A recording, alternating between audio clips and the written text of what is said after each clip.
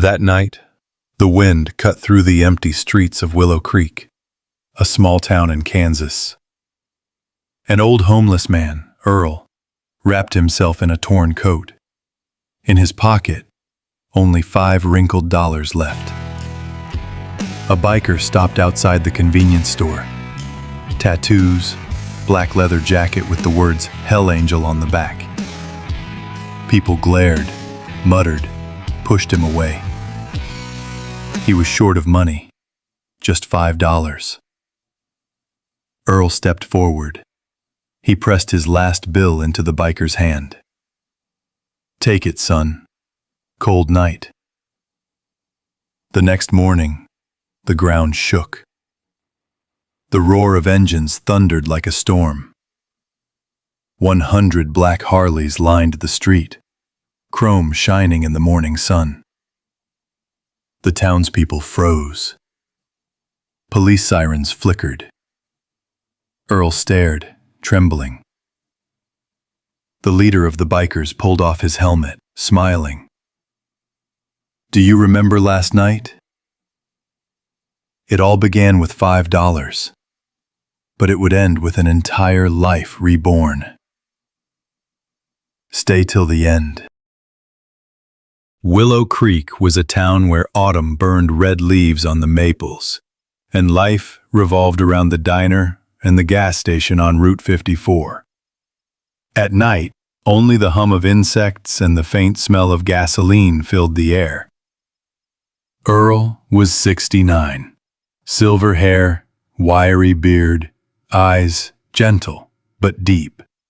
He slept behind the convenience store, his only possessions in a battered backpack. A harmonica, a pair of army dog tags, and a faded photo in front of a run-down garage with a wooden sign. Earl's Garage. Even now, his hands smelled faintly of motor oil, though he hadn't touched an engine in years. That night, he played a few notes of Amazing Grace on his harmonica, arranging sugar packets like wrenches on the counter, a habit he never shook. Then the door burst open. A young biker in a black Hell Angel jacket stepped inside, exhausted, hungry. He placed coins on the counter, short $5. The cashier frowned. Other customers whispered, "Don't sell to those bikers. They're trouble." The room went tense. Earl rose slowly, pulled out his wallet. Only one bill left.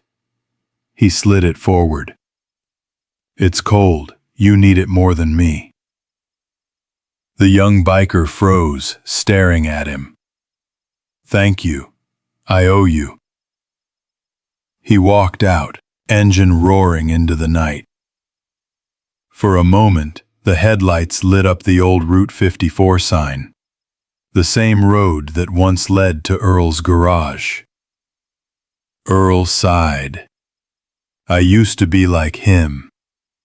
Once."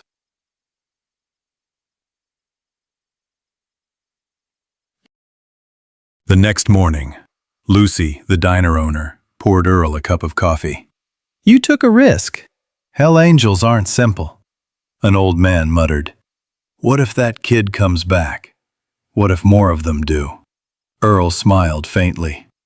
"Maybe I'm wrong. Maybe he was just hungry, just cold."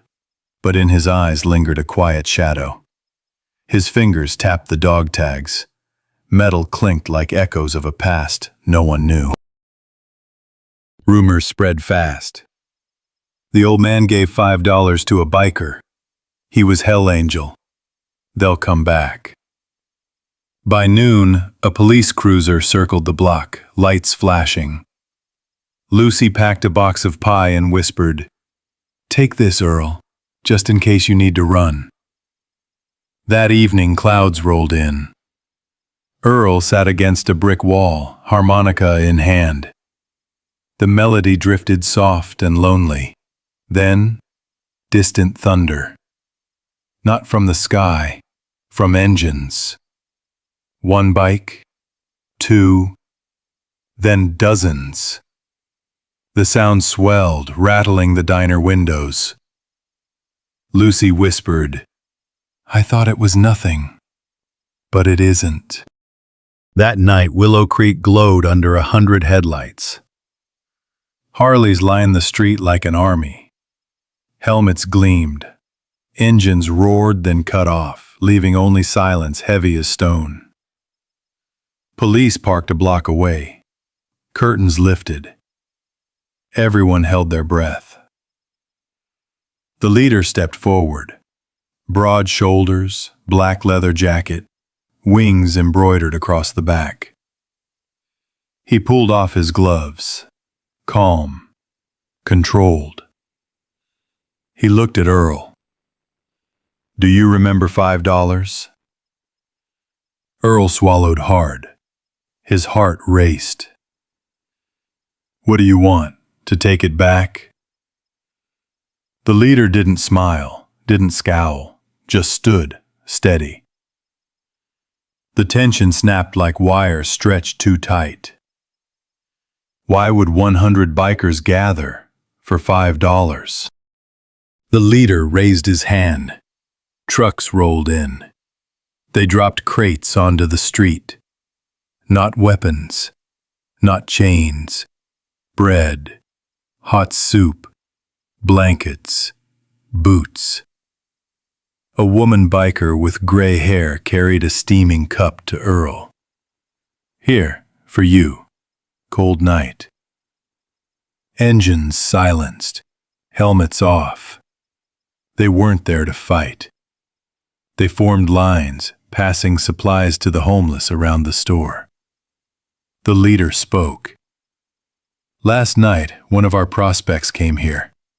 The town treated him like dirt. Only one man stepped up. You." He paused. "Courage isn't just standing tall. Sometimes it's giving when you have nothing left." Earl's chest tightened. Warmth spread. But the leader wasn't done. And there's more. He gestured. A tarp was pulled back. Beneath it lay brand-new mechanic tools. Wrenches, compressors, hydraulic lifts, and a wooden sign carved fresh.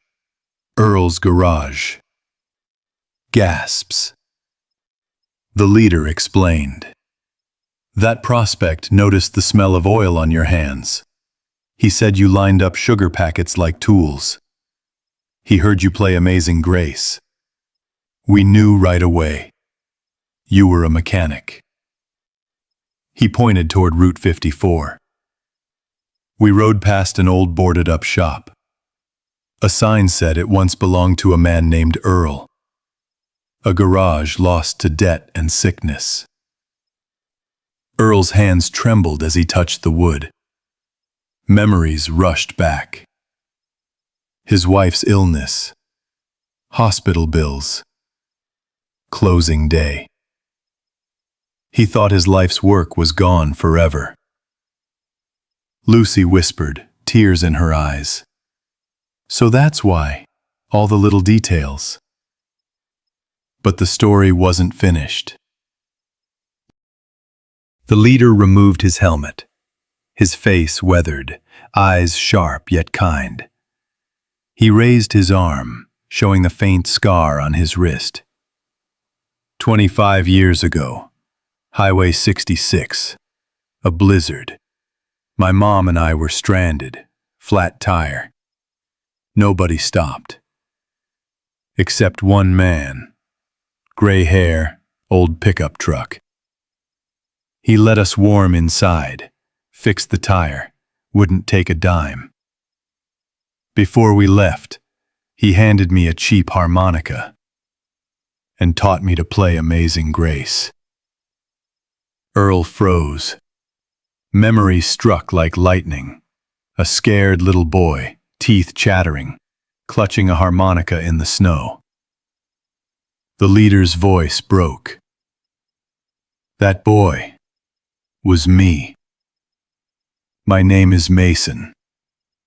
And the prospect last night, the one you gave $5, That's my son. Earl's eyes widened. You're that boy? Mason nodded, tears shining. When my son told me about you, I knew. It was time to repay a debt. Behind him, bikers raised a banner. Grand reopening, Earl's Garage. Free tune-ups for veterans. The crowd gasped. The cops lowered their hands. Lucy wept openly. Now do you see? Mason said softly. Oh, so that's the truth. Sunlight spilled golden over Willow Creek. The engine started again, not to intimidate but to build.